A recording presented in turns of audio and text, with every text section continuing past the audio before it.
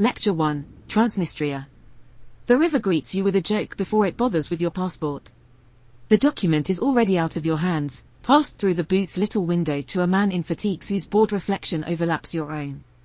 Over your shoulder, a granite bust of Lenin casts a stone-faced shadow like a chaperone from another era. What the Dniester really wants to test is whether you can smile at absurdity while someone officially stamps you into a place that simultaneously exists and does not exist. On your left, the river idles past with the heavy nonchalance of a big cat at rest. On your right, a prefab awning herds a line of cars whose license plates no country recognizes. Between them stands a kiosk peddling border insurance in rapid bureaucratic acronyms, as if political limbo were just another vacation package. The guard holds your passport a few beats longer than courtesy allows, beneath a metal gatepost where a red star emblem peels with rust and old paint. You catch a whiff of the crossing itself, damp rope, brake pad dust, solvent, cheap coffee, and realize that this peculiar smell has risen from border posts for centuries whenever a river decides to turn into a sentence on a map.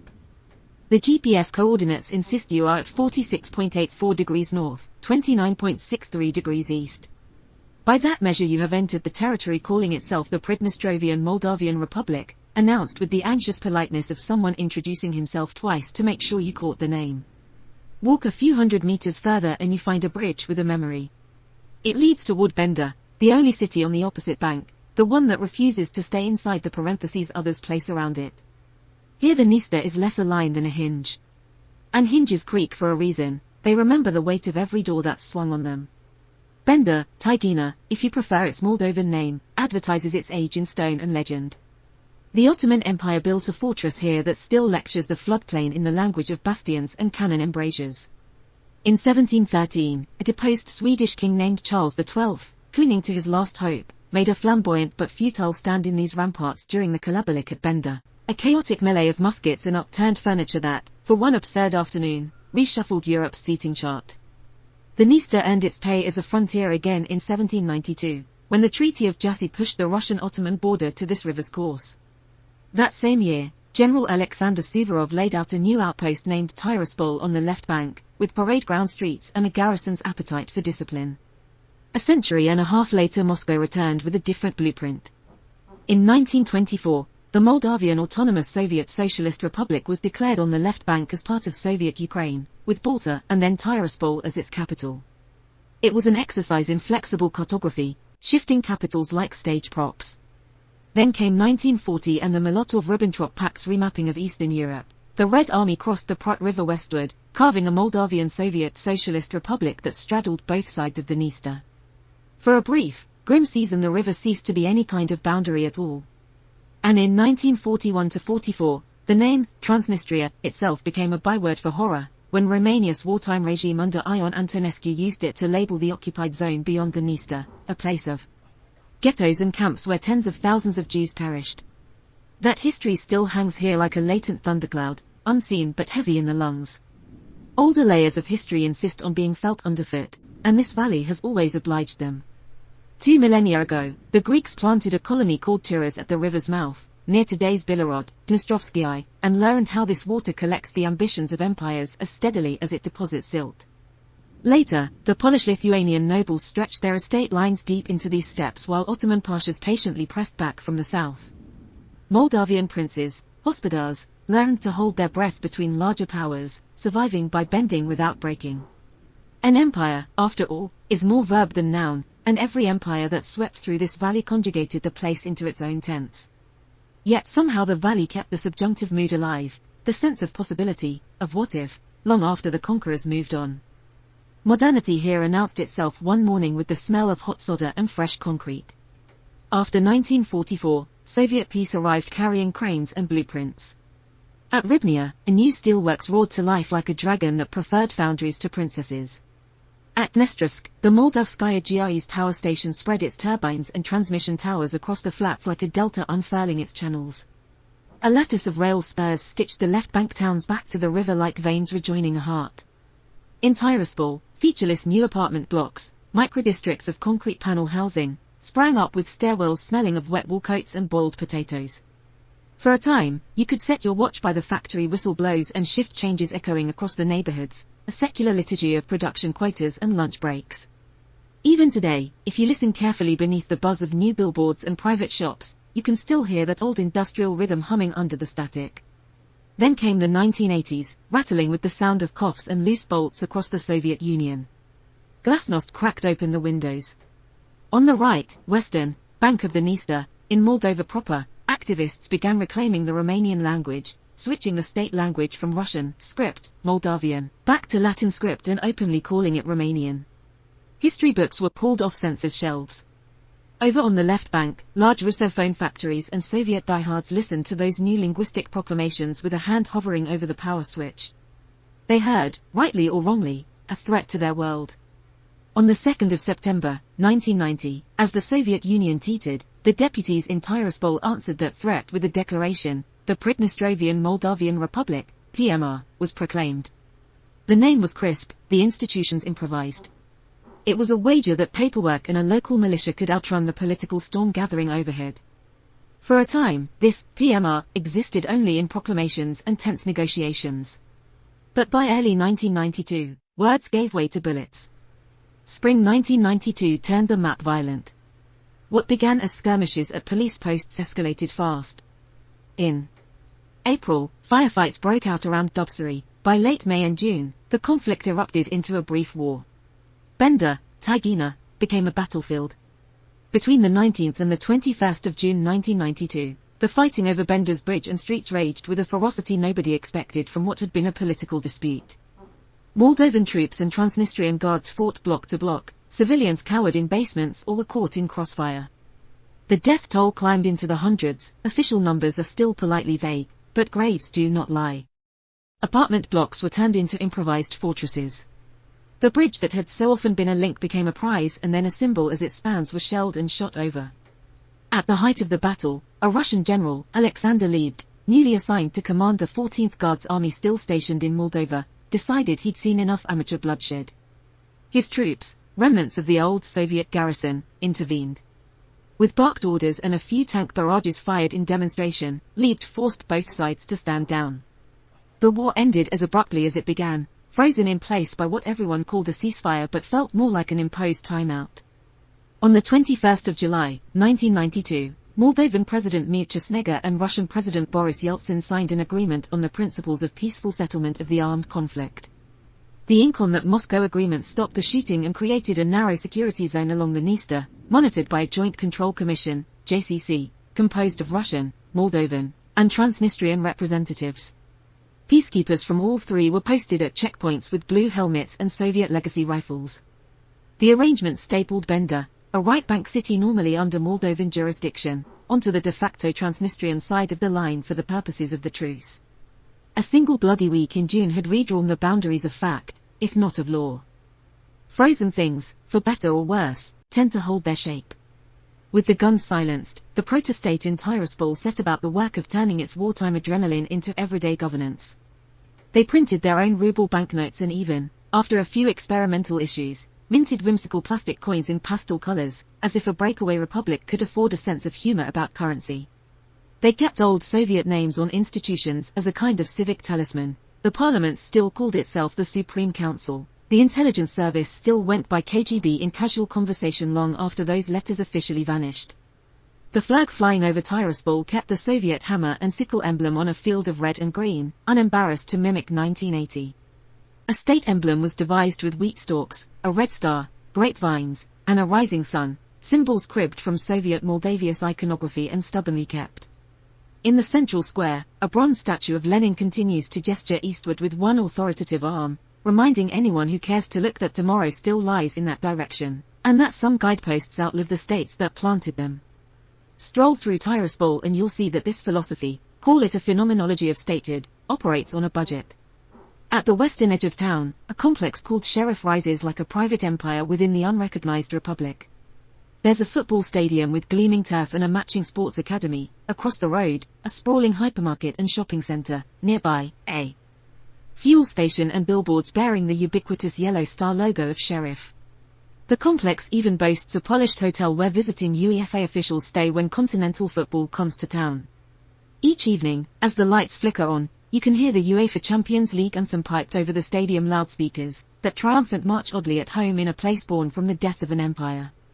In the dormitories, teenage players from Sheriff's Youth Academy pore over playbooks and practice drills, hoping to turn local talent into line items on some future Champions League roster. The training pitches are trimmed to within an inch of perfection, a level of order that itself functions like a policy statement. Across town at the Sheriff Supermarket, one of a chain of well-stocked grocery stores, globalization is carefully choreographed into local aisles. On any given day, a single shopping cart may gather Brazilian coffee, Turkish citrus, Russian candies, and locally baked bread that smells like a grandmother's kitchen. The receipt at the checkout prints in crisp Cyrillic script and even includes a value-added tax line, 20%, remitted to a finance ministry that officially doesn't exist. Yet the tax is collected, the shelves are restocked, salaries get paid, the lights stay on. A shadow economy? Perhaps. But it is organized enough that even the pallet jacks in the warehouse follow the arrows taped on the floor. Normal life, it turns out, can be administrated even in a place the world refuses to formally acknowledge. Take a bus heading southeast to the town of Dnestrovsk, and the big turbines there will demonstrate why even bitter arguments eventually turn into boring necessities. This is where the Kochurgan power station, the nerve center of Transnistria's electricity supply, hums along the shore of a reservoir. In the control room, the engineers don't speak in terms of politics, they speak in megawatts, frequency, and load balancing. One veteran technician with a pencil tucked behind his ear likes to joke that he negotiates with winter itself every year. He can describe in intimate detail how, each evening, refrigerators on the right bank of the Dniester kick on and create a tiny surge in demand, or how the furnaces up in Ribnia inhale extra gas on sub-zero nights. He's seen representatives from Tiraspol, Chinu, and Moscow all sit around a table in this very facility in deep January, after hours of haggling over bills and quotas, and finally sign the only treaty that really matters that time of year, an agreement to keep the heat on until spring. The map in this man's head has no borders marked on it, it's drawn instead in power lines and pipeline pressures. Electricity flows where it is needed, and the station's generators do not care which side of the river their output lights up. If you want to place his biography rendered in smell, stand at sunset in the middle of the recently restored bridge between Gora Bykului and Bychok. There's a warm algae scent rising from the Dniester and a whiff of diesel from a passing truck. The evening air here has a curious patience to it. Beneath your feet glides a river that has alternated between serving as a border and as a boulevard. Ahead of you, on the far side, looms Bender once more, that exception to all the rules about left and right bank. Because of Bender, every simple sentence about the left bank authorities has to add a footnote. Every day, life compels people to ignore the lines diplomats draw. Students from Bender cross this bridge on foot with their backpack straps adjusted tight, heading to evening classes in Tiraspol. Farmers rumble over it on tractors and in old Lada cars, carrying crates of oranges or sacks of sunflower seeds for sale on the other side. Officials in suits cross too, portfolios in hand, meeting their counterparts in some makeshift office along the demarcation line, proving, if only for an hour, that ritual can substitute for policy when nothing else works. The forces that outsiders imagine to be external to this conflict long ago set up camp inside it. Russia's presence isn't some distant influence, it sits elbow to elbow with everyone at the kitchen table. The Russian Federation's operational group of forces, heir to the Soviet 14th Army, still mans the ammunition depot at Kabasna and effectively controls the thermostat of Transnistrian politics. Moscow's influence is felt every time pensioners here line up to collect a small supplementary stipend funded by the Kremlin's budget, and every time Transnistria's leaders calculate how far they can go without losing Russia's patronage. Moldova, on the other side, has one foot running toward Brussels. The right bank's leaders eagerly work through European Union integration paperwork and dream of meeting every EU accession chapter, while its other foot stays planted on the river bank, gazing uneasily across at Transnistria and wondering how to thaw this frozen conflict without losing face or, more tangibly, without losing the electricity that keeps Chinu's lights on. Ukraine, once Transnistria's quiet trade conduit to the Black Sea, is now a garrison state at war. Its new security logic has shorn away Transnistria's horizon to the east. Since 2022, Odessa's nearby ports are effectively off-limits, and the Ukrainian border near Transnistria bristles with defenses, a far cry from the days you could hop a marshrutka from Tiraspol to Odessa's beaches for the weekend. The Organization for Security and Cooperation in Europe, OSCE, continues to send its envoys in white SUVs, intoning the familiar liturgy of confidence-building measures and working group meetings, as if repetition itself could conjure progress. The European Union, having no formal role in the political talks, nonetheless funds a border assistance mission, UBAM, that posts advisors at checkpoints, counts shipping containers on trains, and teaches local customs officers the gentle art of filling out forms the European way. Washington occasionally dispatches a special negotiator to prod the process, while Moscow issues periodic statements from its foreign ministry warning Moldova not to do anything rash. Tiraspol and Chiinu themselves exchange official letters that read like family correspondence copied to lawyers, full of grievances and polite accusations, even as, off the record, officials on both sides chat by phone to solve everyday issues like synchronizing train schedules or keeping a shared sewage plant operating. And through it all, people still get up each morning and go to work, tend their shops, attend their classes, and till their fields. Life proceeds in parallel to the stalemate. If you ask a local resident what this place or this conflict feels like from the inside, the answer will likely come in 2 or 3 languages at once, with loyalties just as layered. A family in Transnistria might speak Russian at home, switch to Moldovan, Romanian, when visiting an aunt in the countryside on the right bank, and toss in a few words of Ukrainian when joking with a neighbor or classmate. None of these loyalties are false, people simply learn to live in multiple contexts. An elderly man's fondest youth memory might be that in Soviet times his factory gave him an apartment and his daughter a scholarship, the year your father finally got a flat, as the story is told with pride. In the same household, a sorrowful memory persists of the year your mother's brother never came home, perhaps referring to the 1992 war, or to the Soviet war in Afghanistan in the 1980s, or some other tragedy that left an empty chair at the table. Both memories are true, and they coexist without cancelling each other out. A young voter here might cast a ballot for a president whose office doesn't officially exist on any world diplomatic list, and then stash that voter registration card next to a second or even third passport in a dresser drawer, a Moldovan passport for travel to the EU, perhaps a Russian passport obtained through Moscow's generosity, perhaps a Ukrainian one by heritage. The most beloved team in town, FC Sheriff, plays in black and yellow kits and belts out an anthem on match day that, for 90 minutes, does more to inspire a sense of belonging than any number of speeches by politicians. Outsiders come and point their cameras at the bronze Lenin statue in Tiraspol's central square and declare the whole city a Soviet time capsule. Insiders, meanwhile, pay more attention to whether the supermarket has bananas this week and whether the price of cooking oil went up, these mundane metrics being a far more meaningful index of civilization to them than the presence of an old monument. Every place needs a few anchors to moor its story, and Transnistria offers them freely. There is the river, of course, always there, always pretending to be a policy, shaping events without needing anyone's permission. There is the bridge at Bender, always reminding us that a border is ultimately a bargain and not a commandment etched in stone. There is the power plant at Kuchurgan, churning out electricity imperturbably, utterly indifferent to the slogans and flag colors of its customers. There is the Sheriff Stadium and hypermarket complex, which together explain modern life here better than any constitution could. A logo and a sales receipt tell you more about how things work than 100 political declarations. And inland, tucked away around 47 degrees north latitude, there is that ammunition depot at Kabasna, whose continued silence speaks more eloquently about the potential for chaos and the disciplined avoidance of it than any communique ever issued by a foreign ministry.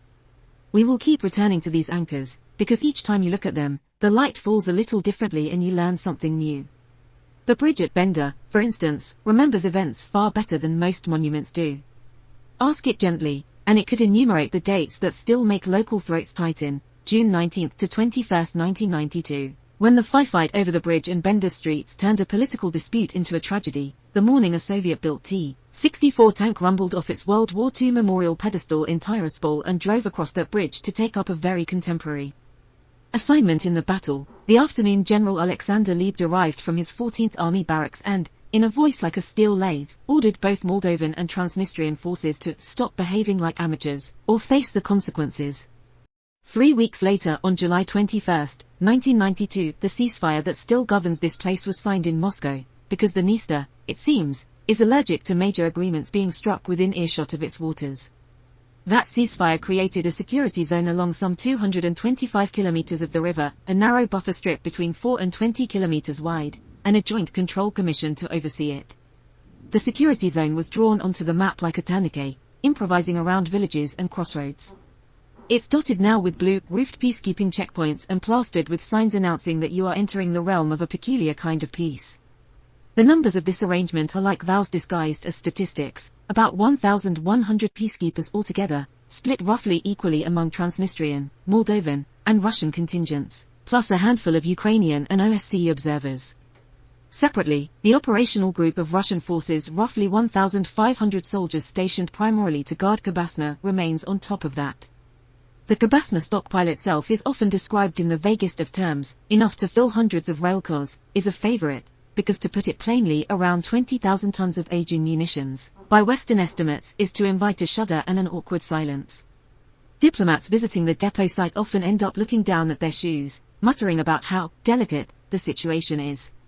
The truth is that no one, including the Russian army, is entirely happy to be babysitting that colossus of old artillery shells and rockets. But it sits there, too politically useful to remove and too dangerous to ignore, the world's strangest bargaining chip. General Lieb left Moldova in 1995. The T-64 tank was eventually hoisted back onto its pedestal in Tiraspol and repainted for the next Victory Day parade. The bridge reopened to everyday traffic and went back to doing what bridges do, carrying people and goods and quietly outliving the turmoil around it. Across that bridge, on the left bank, the little statelet about the size of a small US county continued rehearsing sovereignty until, eventually, the rehearsal began to look indistinguishable from the actual performance. Even the name on Transnistria's letterhead, Pridnestrovskaya Moldavskaya Respublika, spelled out in Russian, has kept the old Soviet-style spelling, like a man stubbornly preserving his father's handwriting in his own signature. In Tiraspol, the city administration long ago figured out how to convert nostalgia into public service. The hammer and sickle emblem still adorns the red and green national flag that flutters over the capital's buildings. No one here finds it odd that the emblem of a defunct empire is maintained on a 21st century flag. It's simply the flag they've always known.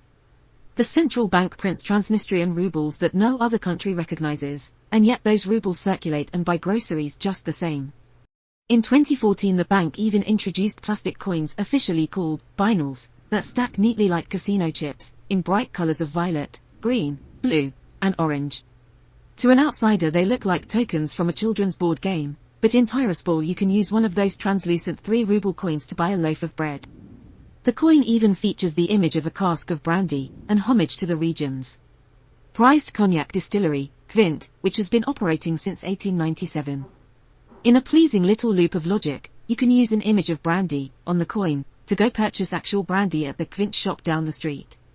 The Transnistrian Supreme Council, the local parliament, still proudly calls itself by the same name it had in Soviet times, as if allergic to the word parliament.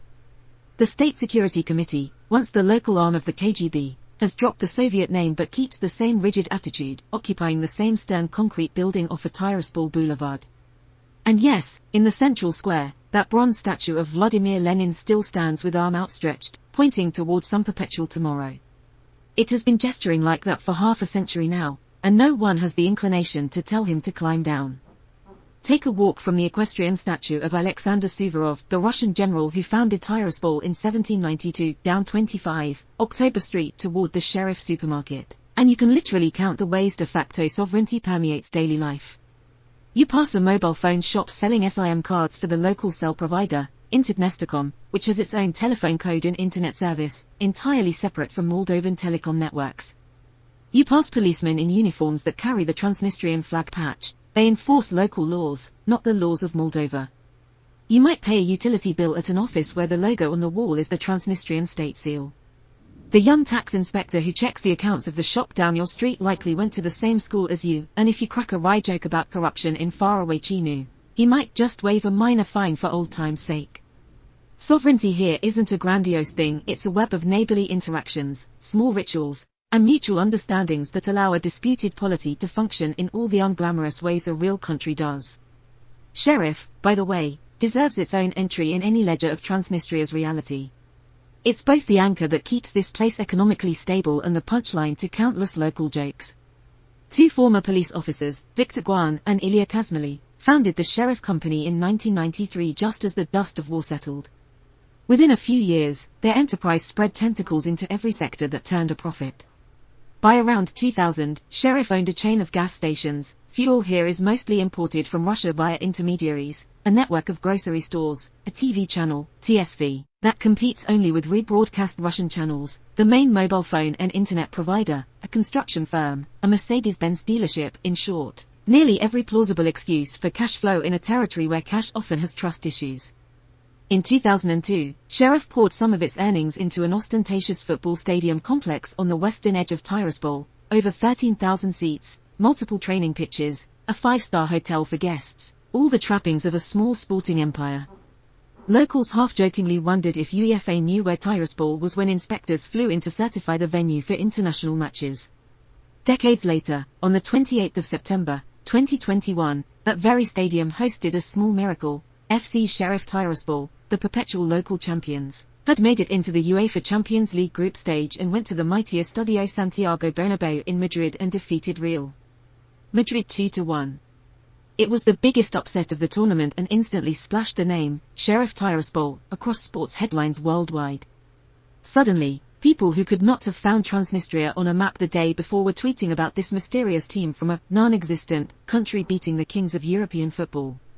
The next morning, back in Tiraspol Central Market, pensioners counted out their rubles for buckwheat and sunflower oil as they always do. But one old woman selling fresh dill and parsley swore that her herbs smelled especially of victory that day. She quoted her prices in rubles and in triumph, a little joke that made her customers laugh. Both the rubles and the victory were real to her, even if only one would pay the rent. If the rickety bridge and the gleaming stadium are two of our fixed points, a third is a piece of green baize cloth on a conference table, or rather, the habit of negotiations that table represents. The format is usually called 5+2, on one side, Moldova proper, on the other, Transnistria's representatives, flanking them, like concerned uncles at a family intervention, Russia and Ukraine. At the head of the table, the OSCE chairperson moderating with saintly patience, and watching from the sidelines, the European Union and United States as observers, fitting parts of the bill and offering nods or frowns as appropriate. In May 1997, this general format, though without the EU and US at the time, produced its first notable offspring, the Moscow Memorandum, which introduced the term common state as a way for both Chinu and Tiraspol to agree they belonged to one sovereign entity without specifying exactly how. It was intentionally vague, and later both sides acted as though they never really meant it. Fast forward to November 2003, Dmitry Kozak, a deputy head of Russia's presidential administration, flew in with a carefully prepared plan to federalize Moldova and give Transnistria a guaranteed veto over national policy, along with provisions to keep Russian troops stationed for decades. For Moscow it was a masterstroke to secure influence. For Moldovan President Vladimir Voronin, it was almost a done deal until, literally hours before the signing, crowds of protesters gathered in Chinu and Western diplomats signaled strong disapproval. On the evening of the 25th of November, 2003, Voronin walked away from Kozak's proposal, leaving it dead on the runway and enraging the Kremlin. In the fall of 2005, something quieter but significant happened. The European Union established its Border Assistance Mission to Moldova and Ukraine, UBAM, bringing in experts to help both countries monitor the Transnistrian segment of the border more closely. By March 2006, Ukraine, which under President Yushchenko was then eager to align with the EU, began enforcing a new rule that export and import paperwork had to carry Moldovan stamps even if goods originated in Transnistria. Tiraspol called it a blockade, Chinu called it reunification by paperwork. Either way, the trucks did not stop, they simply learned to carry two sets of papers and speak two vocabularies at every checkpoint. By September 2006, Tiraspol struck back in the realm of political theatre. It staged a referendum asking residents if they wanted to formalize independence and, eventually, join the Russian Federation. The results were predictably astronomical. Nearly 98% allegedly said yes to a future union with Russia. International observers, at least those from outside Russia, dismissed it as a sham vote, and even many locals shrugged at the implausible numbers. But Transnistria's authorities treated the referendum as an overwhelming mandate to maintain their course. In reality, it changed nothing on the ground. It was an alibi for the status quo, performed with ballots instead of bullets. For every grand diplomatic scheme that collapsed, a dozen smaller practical deals quietly succeeded. In late 2017, after painstaking talks, the bridge at Gora Baikului Baichok, the very one we stood on earlier, blown up back in 1992, was finally repaired and reopened. When the first lorries rolled across after 25 years, fishermen on the banks waved in greeting. The Dniester, true to form, chose not to comment. In April 2018, negotiators agreed on a solution to the long-standing headache of Transnistrian car license plates. New neutral-designed plates, white background, no flag or emblem, began to be issued at offices in Tiraspol and Rybnia, allowing vehicles from Transnistria to pass Ukrainian and European border controls without triggering a dissertation on recognition theory from some border guard. On the day the very first of these neutral plates was affixed to a little Lada sedan in Rybnia, an elderly woman waiting in line reportedly clapped her hands softly. She didn't care about the finer points of sovereignty, but she did care that this new piece of pressed metal meant she could drive to visit her granddaughter in Odessa again without being turned back or forced onto a bus. Also in 2018, deals were reached to improve cross-river cooperation on telecommunications. The two sides found ways for Transnistria's mobile phones to work seamlessly when roaming in Moldova and abroad, ending a minor but daily irritation for people who traveled back and forth. And a protocol was signed allowing Transnistrian university diplomas to be apostilled, a fancy way of saying a graduate from the unrecognized Tiraspol State University could get her credentials stamped in Chiinu so she might pursue a master's degree in Europe. Each of these measures was modest, none solved the core dispute. But each made life a little easier. Locals call this the small steps approach, and though it doesn't satisfy idealists, it has an undeniably cumulative effect. All those careful steps were nearly upended when Russia went to war in Ukraine in February 2022. Overnight, the careful balance Transnistria had maintained was thrown into flux. The 5+2 talks, which had already stalled in 2020 due to pandemic politics and worsening East-West relations, froze completely. The OSCE mediators found themselves largely sidelined as attention shifted to the much larger war next door.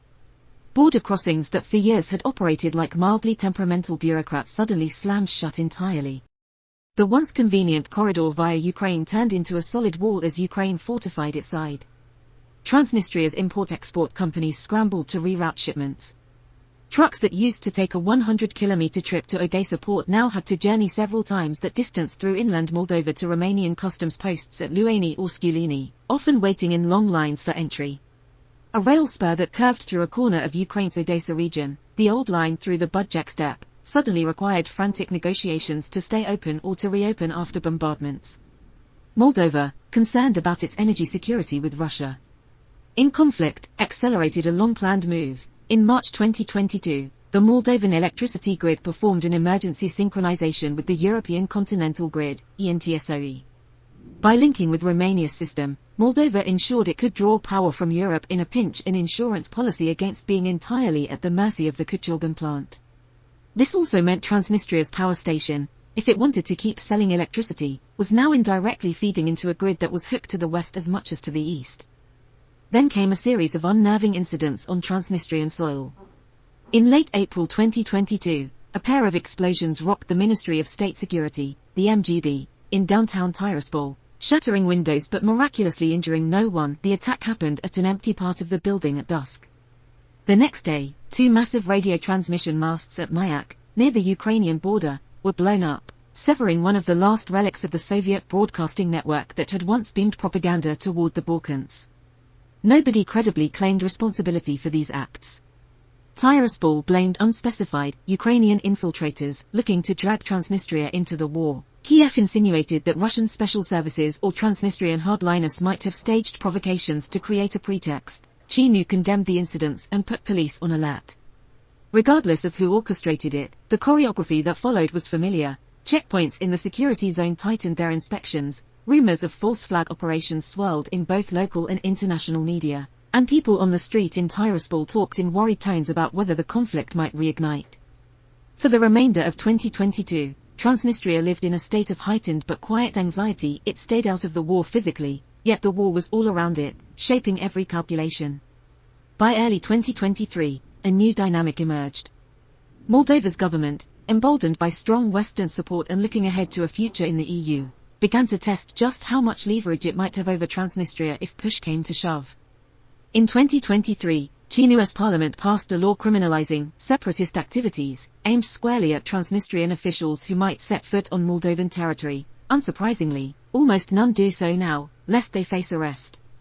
More significantly for Tiraspol's wallet, Moldova ended the special exemptions that had long allowed Transnistrian companies to import and export with minimal oversight. Now firms on the left bank must register with Chinu and often end up paying taxes or customs duties in both jurisdictions, once to each side's authorities. Chinu also floated plans to invalidate Transnistria-issued plates on Moldova's roads entirely, essentially forcing residents to swap them for Moldovan national plates or the neutral tags if they wanted to drive outside Transnistria. In short, Moldova started using its legal and economic tools to slowly close the space in which Transnistria operates as an independent entity. Feeling cornered, Transnistria's leadership tried a dramatic gesture. On the 28th of February, 2024, Tiraspol convened an extraordinary Congress of Deputies, gathering representatives from all levels of its local councils, something it had done only a handful of times in its history, previously for events like declaring independence in 1990, adopting its constitution in 1991, and pleading for recognition in 2006. Rumors swirled that Tiraspol might formally ask to join the Russian Federation, especially as the meeting was deliberately timed just before President Vladimir Putin's State of the Nation address in Moscow. In the end, the Congress stopped short of outright asking for annexation. Instead, it issued a carefully worded but urgent appeal for Moscow to implement measures to protect Transnistria amid increasing pressure from Moldova. The document accused Chinu of an economic blockade and legal assault, and painted Transnistria as a beleaguered community facing strangulation. The Kremlin responded with perfunctory statements expressing concern, but notably did not rush to recognize Transnistria or send additional aid beyond what it already provides, like the subsidized gas that was still, at that point, flowing. The Moldovan government publicly dismissed the Transnistrian plea as a propaganda stunt and reaffirmed that it was targeting only illegal schemes, not ordinary people. The international 5+2 talks had already been dormant since the pandemic and now seemed even more distant, with no appetite in Western capitals to engage Russia in negotiations while it waged war in Ukraine. Transnistria's dramatic appeal thus mostly echoed in the void, an attention-grabbing headline, but no change on the ground. It's tempting, especially for those observing from afar, to reduce Transnistria to the sum of its military hardware and strategic position. Stand in front of the hulking old Soviet T-34 tank mounted on a pedestal along Tiraspol's main avenue, and you might think the story of this place can be told entirely in military terms. But the lived reality resists that reduction. On a normal midweek morning in Tiraspol, the air smells not of gunpowder but of sunflower oil from a street vendor's fried snacks, mingled with the diesel exhaust of passing minibuses and the dust from a construction site where an old sidewalk is being repaired. A green and cream trolleybus, a museum piece from the 1980s still dutifully running its route, squeals as it rounds a corner.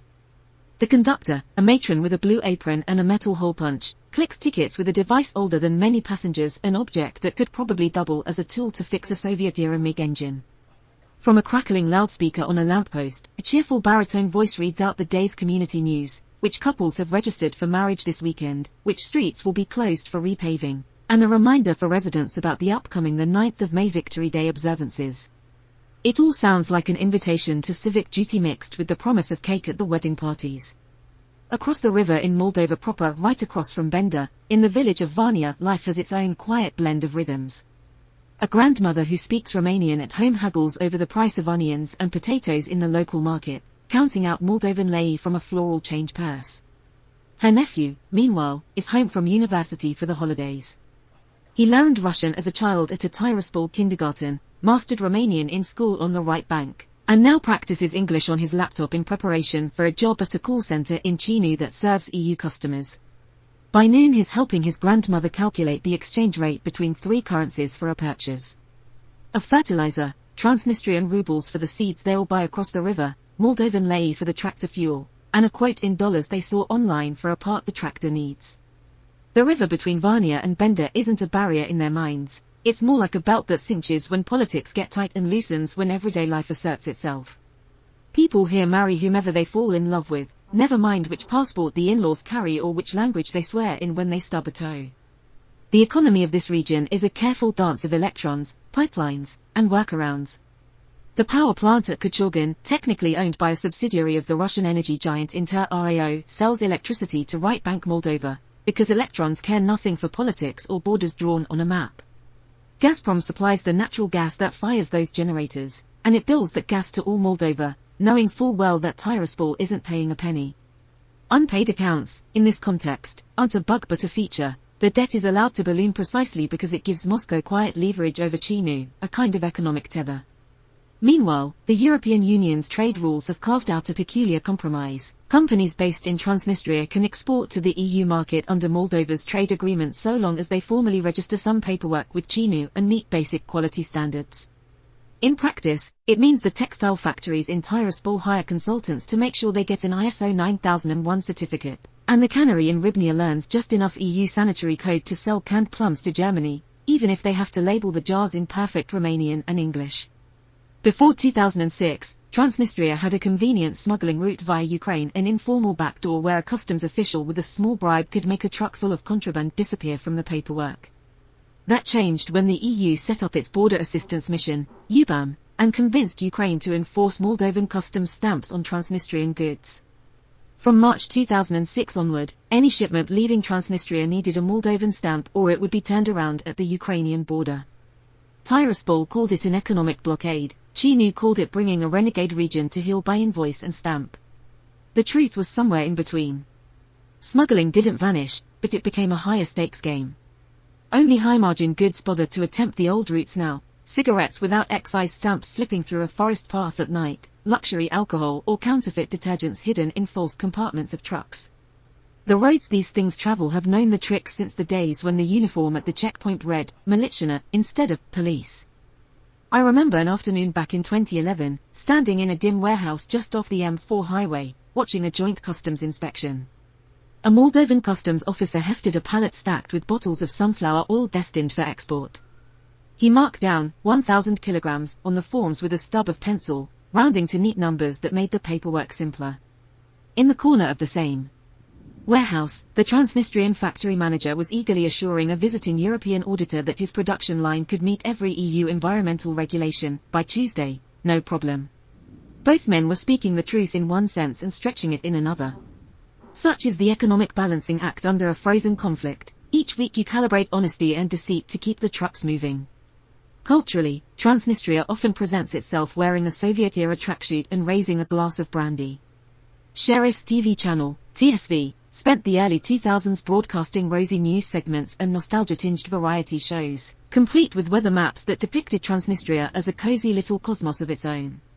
The theaters in Tiraspol still stage Chekhov plays and Soviet classics, delivered with the kind of pregnant pauses that great actors and seasoned border guards both understand, knowing exactly how long to wait before delivering the next line. Each year on September 2nd, the region holds a parade to celebrate the proclamation of the Pridnestrovian Moldavian Republic back in 1990, a festival of sovereignty unrecognized by the world but observed with genuine local pride. And each year on August 23rd, wreaths are laid at war memorials to mark the day in 1944 when the Red Army recrossed the Dniester, pushing out the last of the Axis troops, a day that effectively sealed the reunification of Bessarabia and Transnistria under Soviet rule. In high summer, Tiraspol hosts a music festival, part local talent show, part patriotic rally where the speakers are loud enough to make the fish in the Dniester quake. Foreign visitors sometimes call Transnistria Soviet Disneyland, imagining it as a caricature of the USSR preserved in amber. But for those who live here, it's less an ideological theme park and more a set of ingrained habits and quiet routines. You see old men in flat caps arguing over which 40-year-old tractor has the more reliable engine, and quoting chapter and verse about how a Soviet-made fuel pump will outlast any modern gadget. You see women who know exactly which neighbor borrowed their canning jars in 1997 and haven't returned them, grudges and generosity catalogued with equal care. You see teenagers who can rattle off the starting lineup of Real Madrid's 2014 squad from memory, because global youth culture seeps in through satellite dishes and YouTube, but who will roll their eyes if you ask them to explain the intricacies of some Moscow memorandum from before they were born. Life moves forward, one small tradition and one new trend at a time. The near future here promises to be prosaic in all the ways that matter. Moldova's application for EU membership, with candidate status granted in June 2022, means that sooner or later Transnistrian enterprises will face stricter audits and rules if they want continued access to export markets. The owners of the steel mill and textile factories already watch Brussels closely, trying to anticipate which regulation might next complicate their paperwork. Ukraine's war next door has slammed shut Transnistria's easiest outlet, meaning this region is more reliant than ever on Moldova's goodwill to transit anything beyond its borders. Russia's contingent at Kabasna isn't going anywhere as long as thousands of tons of high explosives sit in aging crates. They call it a peacekeeping necessity, and conveniently it also provides Moscow a foothold on the Dniester indefinitely.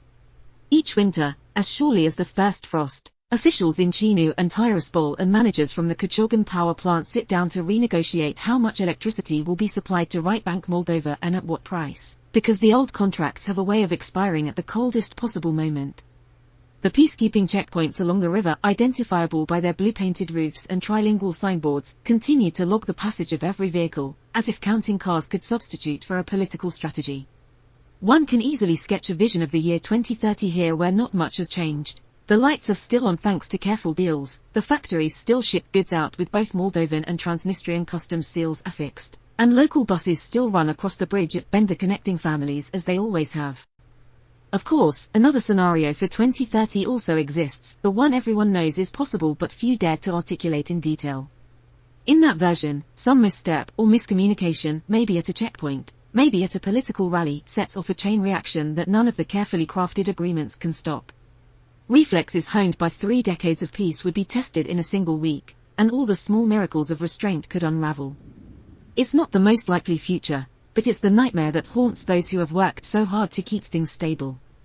As one local analyst put it dryly over a cup of tea, we will have a frozen conflict until we suddenly don't, and then everyone will ask how it happened. The best insurance against that scenario is precisely the inertia and interdependence that have been built up. If too much is at stake in the everyday, too many businesses, too many mixed families, too many kilowatts and truckloads, then no one will lightly risk blowing it all up. Let's circle back to our familiar landmarks now, like a teacher reviewing the lesson at day's end.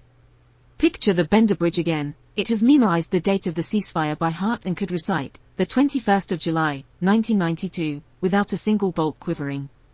Picture that green conference table where documents pile up faster than signatures. Its empty chairs and dusty folders are a testament both to endless negotiation and to how long it's been since anyone sat down in earnest.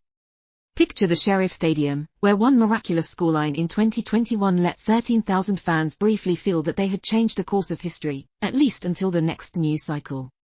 And right next to it the supermarket where a cheap loaf of bread and a reliable supply of butter do more for public confidence than any constitutional clause ever could. Picture the innocuous white license plate with black numbers and no flag that now allows a grandmother from Tiraspol to drive to her granddaughter's wedding in Odessa without being turned back at the border. A tiny slab of metal that quietly solved a big problem. And picture the gas meter at the Kachurgan plant, whose dials spin regardless of flags or speeches, because electrons flow as long as someone keeps the turbines turning. Everything else, the army's on alert, the alphabet soup of negotiating forums, the referendums with preordained outcomes, the sting of the 19th of June, 1992 memories, the unexpected pride of that September 2021 football victory swirls around these anchors like passing weather. Meanwhile, somewhere on a side street, a trolleybus driver hits the bell twice to signal departure. At a market stall a vendor disdainfully accepts both Transnistrian rubles and Moldovan lei, caring only that the sum is correct. At a peacekeeper post a young soldier in a blue helmet jots down the hour and license plate of a passing truck in his logbook, as if writing it can freeze time for another day. The Dniester flows on, pretending nothing important has happened. The bridge at Bender, which knows better, waits for the next footstep or axle to roll across, does the quiet arithmetic of weight and tension, and once again chooses to bear the load without complaint. Despite all these layers of careful management, unpredictability still lingers. By the winter of 2024-25, Transnistria found itself facing perhaps its toughest test since 1992, not a military one, but an energy crisis in the dead of winter. On January 1, 2025, at 8 a.m. Moscow time, the long-standing contract that allowed Russian natural gas to transit Ukraine expired without renewal. Kiev had warned it would not extend the agreement under wartime conditions, and it kept its promise. Gazprom, citing unpaid debts and political hostility from Chinu, declined to book any gas volumes along the Trans-Balkan pipeline route that could have fed Moldova via Turkey, Bulgaria, and Romania. The result was immediate. Russia stopped sending gas to Moldova, which includes the Transnistrian region, entirely. The pipeline went silent and Transnistria, which for years had consumed gas without paying for it, lost its primary energy source overnight. The shutdown of the gas flow was felt immediately in the mainly Russian-speaking territory of about 450,000 people, officially, that had split from Moldova in the early 1990s. The big power plant at Kachurgan, which burns gas to generate electricity for all of Transnistria and much of Right Bank Moldova, ramped down to a near halt. Without gas to fire the boilers, rolling electricity blackouts began by sunset on January 1. The Transnistrian authorities convened an emergency meeting and, within hours of the cutoff, declared a state of emergency. They took the drastic step of cutting all central heating and hot water to households to conserve what little energy was left for critical infrastructure like hospitals and bakeries.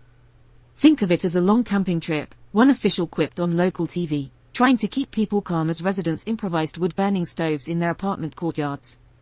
By the second week of January, electricity in Transnistria was being rationed in scheduled blocks a few hours on, many hours off, because even the imports from Moldova and Romania were not enough to fully substitute for Kuchurgan's usual output.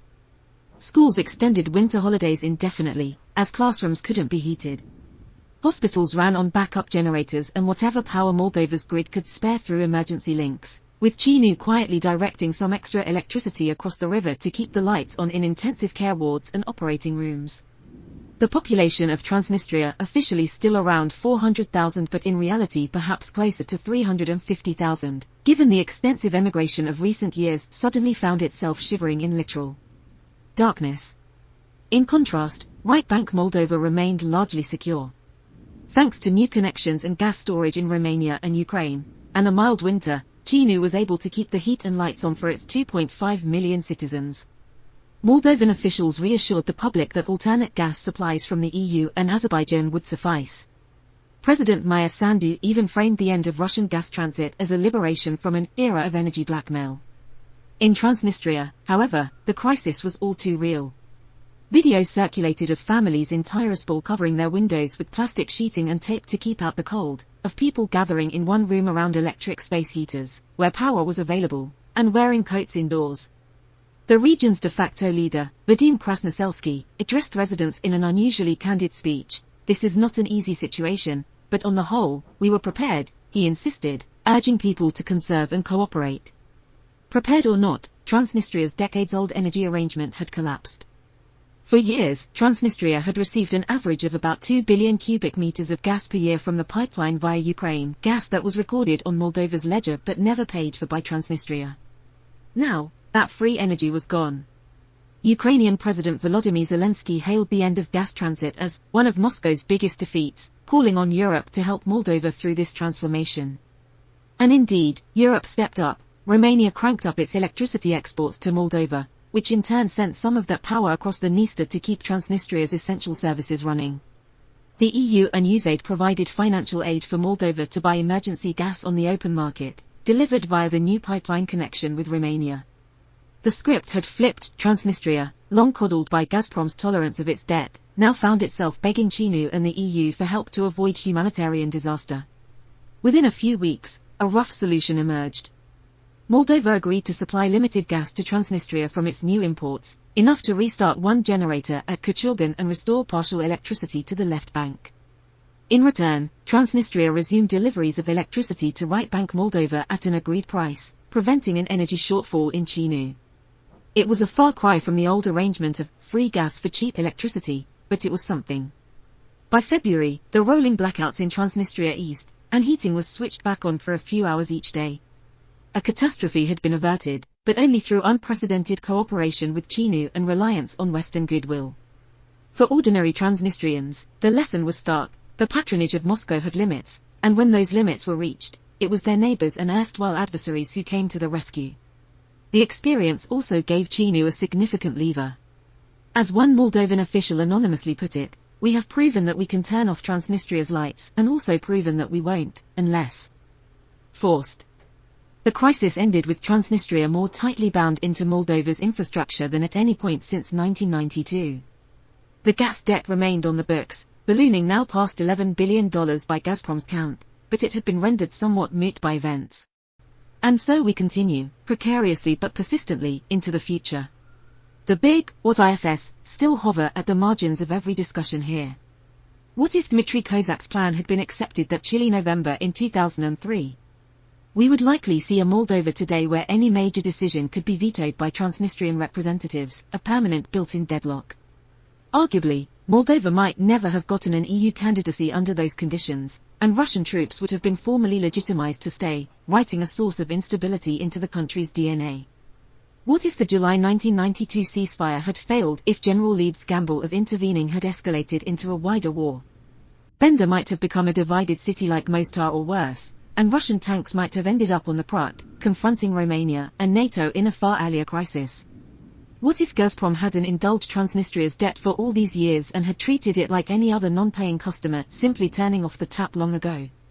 Perhaps Transnistria's leadership would have made more concessions in exchange for energy, or perhaps the region would have withered economically, sending even more of its youth abroad in search of opportunity. The hypothetical scenarios unroll like the meanders of the Dniester, threatening to overflow at times, then finding a new channel.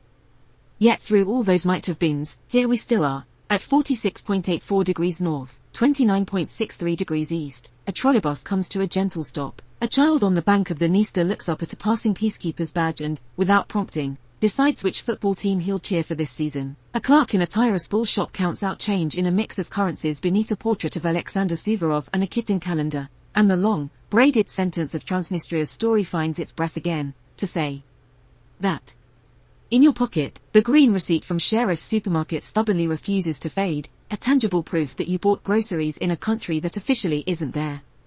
The Dniester murmurs by, playing at being a border when it's really just water remembering its path.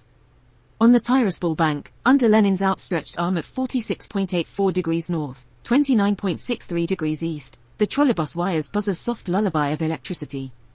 Across in Bender at 46.83 degrees north, 29.47 degrees east, the bridge carries late-day traffic over a joint peacekeeping post sandbagged and trilingual since July 1992. It's been over 3 decades since that ceasefire was signed in a Moscow conference room and this odd security regime was cobbled together, and yet here it still is, part border, part handshake, part Cold War museum exhibit. The anchors of this place remain intact, the patient river logging each moment, the silent ammo bunkers up at Kabasna holding the last verbs of a dead empire, the brandy casks at Kvint quietly aging another year's batch, and that little piece of plastic in your wallet that passes for money even though no international currency code will acknowledge it. We crave decisive moments in conflicts like this, we want a dramatic resolution or a collapse we can point to on a timeline. But in Transnistria, every dramatic moment thus far has been followed by a long, undramatic afterward. The Treaty of Jassy in 1792 made the Dniester a border, but borders can become arteries. The creation of the Moldavian ASSR in 1924 was a footnote to Soviet nationality policy, but it planted ideas about autonomy.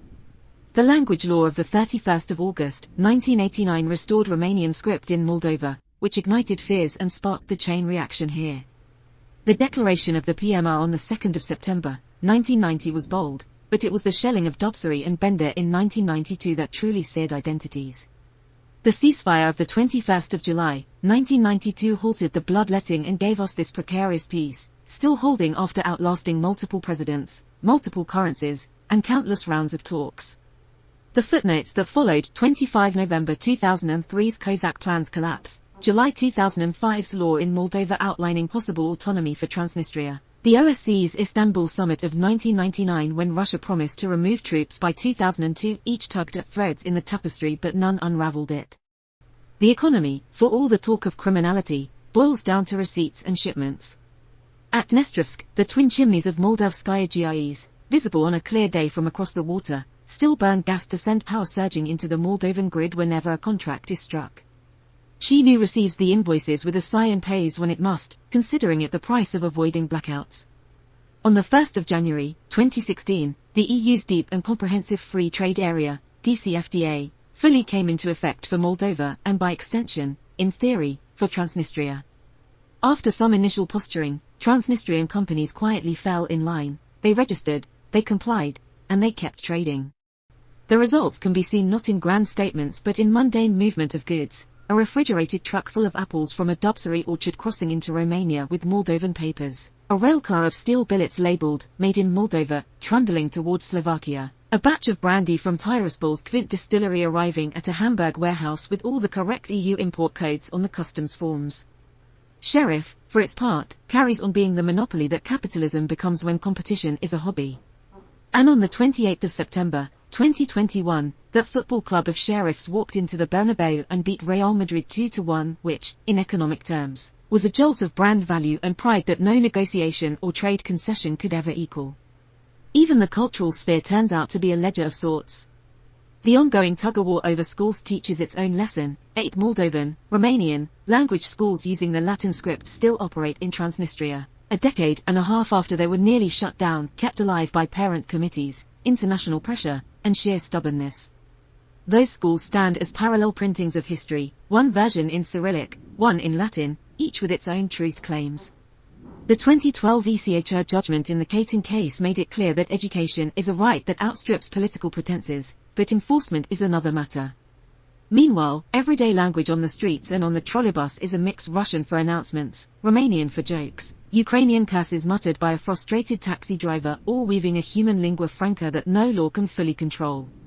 And when, in November 2017, that Gora Baikuluri Baichok bridge reopened after 25 years, it wasn't a politician who declared victory, it was a grandmother from Chinu who could finally take a shortcut to visit her sister in Transnistria. She reportedly kept the receipt from the first bus ticket she bought that crossed the rebuilt bridge, telling her family that a strip of asphalt had done more for them that year than any politician's speech. Here, phenomenology is stubbornly municipal. The Transnistrian ruble, launched in 1994 and reissued a few times since, remains a stubborn little emblem of claimed sovereignty. Its banknotes depict Suvorov on horseback, the Dnister's fortress in Bender, and other local pride points. Those neutral number plates, first issued in 2018, white background, no national symbols at all, are by now more common on Transnistrian cars than the old red-green PMR plates, simply because a license plate that offends nobody can go places that a politicized one cannot.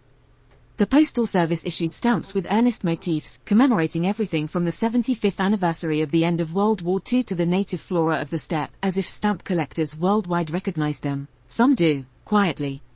If you buy a SIM card in Tiraspol, it comes from a local provider with its own country code workaround. Your phone will roam in Moldova but find its way. A Transnistrian militiaman's cap still sits at the same angle an old Soviet cop would wear it, and when he stops you, he sizes you up with the practiced eye of someone trained to know if you belong on this road or not. And if you take the official tour at KVNT's distillery, a kindly guide in a lab coat will give you the chemical breakdown of brandy aging, complete with pH levels and evaporation rates. You'll emerge slightly lightheaded into the late afternoon sun, realizing you've just participated in something as ordinary as a tasting and as extraordinary as stepping into a footnote of a country that doesn't exist. Through doors marked energy, customs, and even weather, the outside world keeps walking into Transnistria's kitchen uninvited. Ukraine's long border with Transnistria, once just a line on the map that meant cheap beach holidays in Odessa for locals and a route for exports, can turn overnight into a sealed corridor bristling with anti-tank obstacles if the war demands it. A freight wagon that for years reliably rolled from Ribnia to the Black Sea suddenly finds itself rerouted via a dusty spur line toward Romania. EU border monitors with binoculars, UBAM personnel, patrol the edges of this sliver, counting trucks and persuading local officials that meeting European standards is in their own interest. The OSCE mission in Moldova, established way back in 1993, keeps laboriously churning out reports on confidence-building measures and freedom of movement, and its staff can recite a long list of tiny wins: a bridge reopened, a school supplied with books, and smaller frustrations, meetings cancelled over the wording of agendas, agreements initialed but never signed. Moscow's OGRF rotates its personnel by sometimes giving local Transnistrian men Russian passports and then enlisting them, a workaround since Ukraine closed the land corridor for Russian rotations and Moldova bars them from its airport. A bizarre status quo, and officially neutral. Moldova tolerating a foreign military presence on its soil because confronting it might create worse dangers. Personal stories here rarely conform to outsiders' expectations. Igor Smirnov, a hulking figure with a working man's handshake, ran Transnistria from 1991 until 2011, ruling it like a cross between a Soviet republic and a family shop. He used to call it, our young state, with a paternal twinkle, even as he turned a blind eye to the growing power of Sheriff's oligarchs. Yevgeny Shevchuk, who succeeded him in 2011, was an economist by training who tried to implement more technocratic policies. Some say he tried too hard to curb Sheriff's influence, and by 2016 he was essentially ousted, fleeing the region amid allegations of corruption and conflicts with Sheriff. Vadim Krasnoselsky, in charge since late 2016, is a former interior minister who came to power with Sheriff's overt backing and presents himself as a steady hand. His very surname, ironically, means, of the beautiful village, underscoring how local and ordinary he aims to seem even as he navigates geopolitical storms. Across the river, Moldova's leaders also run the gamut. Muchasnega, who signed the 1992 ceasefire, was a communist turned nationalist who sometimes regretted how things spiraled out of control. Petru Lucinci and Vladimir Voronin each dealt with Transnistria with a mix of carrots and sticks, none yielding a breakthrough. After Voronin walked away from the Kozak Memorandum in 2003 under EU and US pressure, Russia grew more openly hostile to Moldova's westward leanings. By the time pro-European leaders like Maya Sandu rose to power, she became president in 2020. Moldova's policy was to integrate with Europe first and deal with Transnistria's status later, reversing the old logic that no progress in Europe could happen without first solving Transnistria. Meanwhile, any civil servant in Chinu's economy ministry can tell you the current price being paid to the Kachurgan plant for electricity, because it's a line item that can make or break a budget, and they'll tell you in the same breath about contingency plans to import from Romania if needed. High politics and everyday power bills remain unavoidably intertwined. Even the odd curiosities of Transnistria cease to be so odd when you look closely. The Kabasna ammunition depot, a Cold War relic tucked in the forests near the Ukrainian border, still holds a menacing inventory of expired munitions. The exact number goes up or down depending on who you ask. A Russian officer might cite around 20,000 tons, as if reading off a spreadsheet, while a visiting munitions expert might say much of it is useless or too unstable to transport safely. In the early 2000s, a concerted international effort removed or destroyed some 11,000 tons of it, but then politics intervened and the rest was left in limbo. Now every summer, the grass grows a little higher on the earthen berms that encircle the depot, and every winter the local villagers joke half-heartedly that one day they'll wake up to fireworks if the stuff ever blows itself up. Just downriver, the Dnister's flow itself is a matter of negotiation. Moldova's and Ukraine's experts regularly meet to coordinate water releases and measure pollution, because anything that affects the river's health affects communities on both sides. A farmer in the Transnistrian village of Mliati will tell you bluntly that he can predict from the smell of the river water when a Ukrainian dam upstream has been opened or closed. What appears as a line on a hydrological chart in Chinu is experienced as a shift in the evening breeze on a fishing dock near Tighina. For Transnistria, the immediate future looks less like a grand epiphany and more like a maintenance log. The 5+2 negotiation format will eventually resume, perhaps after the war in Ukraine ends, likely with the same participants and the same talking points, because no one has engineered a replacement. The agendas will still be divided into baskets: first basket for socio-economic issues, second for human rights and legal matters, third for the security and status questions, and each meeting will shuffle minor items from one session to the next with excruciating politeness. More Transnistrian companies will quietly register subsidiaries in Chinu to keep their trade flowing, even as Tiraspol insists this changes nothing politically. Conversely, more Moldovan officials will conclude that gradually reducing their dependency on Transnistria for electricity or transit is prudent, but as long as it's cheaper to buy from Kachurgan than to build new capacity, the left bank's big power station will remain Moldova's winter insurance policy. Those neutral license plates will probably outnumber Transnistrian flag plates on the roads before long. No one will make a big announcement, it will just happen as the old ones expire. A new bus line or two might link Transnistria directly with EU destinations, perhaps one day a regular service from Tiraspol to Warsaw or to Frankfurt, ferrying the labour migrants and students who already increasingly leave for the EU using their Moldovan passports. On the shady side of the economy, there will likely be a few more busts of cigarette smuggling rings. A Moldovan customs officer somewhere will seize a truck and find cases of Transnistrian-made cigarettes hidden in false floors. Chinu will issue a stern press release about cracking down on contraband. Tiraspol will profess ignorance and say it doesn't control what some private actors do, and the cat-and-mouse game will continue. In other words, more of the same, inching perhaps imperceptibly towards something that might eventually, down the road, look like normalization or reintegration without anyone saying so. The longer-term future, being impolite by nature, will force certain truths onto the scale. Demographics will be decisive if nothing else changes. The left bank's population, which was over 700,000 in Soviet times and about 555,000 in 2004, is aging and shrinking fast. Young people vote with their feet. Russia has long been a magnet. Many go to study or work in Moscow, some never return, and now the European Union is increasingly an option via those Moldovan passports so many hold. Funeral notices outpace birth announcements in village after village. At some point, a younger generation of Transnistrians, having grown up on Russian social media and Western YouTube alike, may look around and ask, is maintaining a mini-state, with all its hassles, a better life than just merging into a larger world? And if enough answer, no, then all the tanks and treaties in the world may not stop change. Meanwhile, that colossal pile of bombs at Kabasna will have to either be carefully dismantled or one day neutralized in place, because it will not sit benignly forever. The Dniester's waters will keep rising and falling, climate change may even alter its patterns, and then Moldova, Transnistria, and Ukraine will have to cooperate on new terms because floods and droughts won't care about lines of control. Bridges will rust and need repainting, the trolleybuses, some now replaced by second-hand European donations, will need new parts, and eventually new vehicles. The brandy will continue to need oak barrels and time, and Flint will oblige, knowing that at least people always drink to both joys and sorrows. The peacekeeping post at Bender will likely still stand, manned by soldiers who weren't even born when the post was established, dutifully saluting each other's flags at shift change, a daily performance of coexistence that has its own momentum. The big what ifs are necessary to consider, even if only to be dismissed later. What if the Kozak Plan in 2003 had been signed?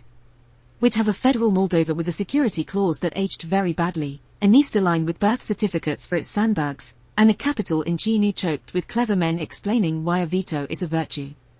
What if the 1999 Istanbul commitments had been met to the letter by the 31st of December, 2002 and every crate at Kabasna had already been hauled away and melted down? We'd have fewer nightmares, more veterans of a logistics miracle, and one fewer excuse in every negotiation. What if the DCFTA had never been extended left of the river in 2016? We'd have an economy strangled slowly by its own isolation and a louder file of speeches about dignity and economic blockade. Instead, we have a region whose exporters learned that European standards are more nourishing than epaulets. What if, in April 1992, someone had decided that Dopsari should be an argument in court and not a fight among orchards? The answer, like all honest answers here, might just be a grandmother's silence. The way Transnistria is often portrayed in media, the endless shots of the Lenin statue outside the Supreme Soviet, the cliched talk of a Soviet time capsule, will continue to produce catchy visuals and shallow takes. It's true, the Lenin statue is there, and the Soviet symbols are real, but they are fixtures more than focus for locals. The more revealing images are quieter, a dusty car windshield sporting a MD sticker that signifies the car now carries neutral plates, allowing its owner to drive to the EU without hassle. A blank blue customs form in a glove compartment on the left bank, identical to those in use on the right bank, because EU-funded modernization made them standard. A religious calendar in Romanian printed in Chiinu hanging next to an Orthodox icon in a Tiraspol kitchen, right above a refrigerator that the family bought with a sheriff store loyalty discount. These small domestic details tell a story of a place that survives by blurring rigid lines rather than by insisting on them. One evening you might see a boy in a yellow Sheriff FC away jersey practicing a penalty kick long after dusk, imitating the goal that Adama Traoré scored against Madrid at the Bernabeu. For that boy, Transnistria is not a geopolitical puzzle but the home of his dreams, as normal as any other hometown anywhere. A woman in Ribnia might be up at dawn loading bread and bottled water into a van for her trip to Chinu's wholesale market, a weekly routine that pays for her son's school in Italy.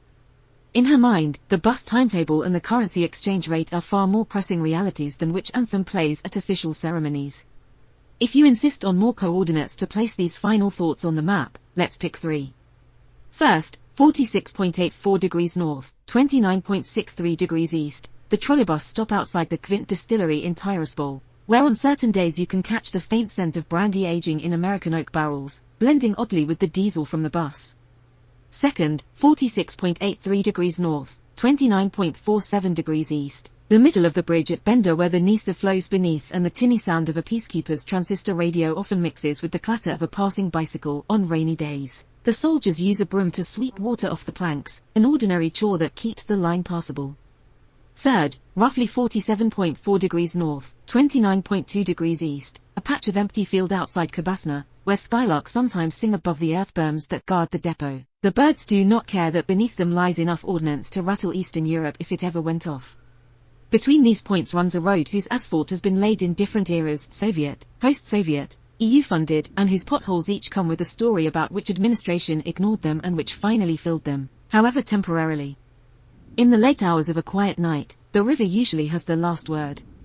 The Dniester turns westward on its final leg to the sea, carrying with it twigs, autumn leaves, maybe a stray scrap of paper that could be someone's receipt or a fragment of a customs declaration. That water carries also the memory of 1,000 small transactions and compromises that kept this fragile peace. A Moldovan customs stamp on a Transnistrian export that ensured a steelworker got his paycheck.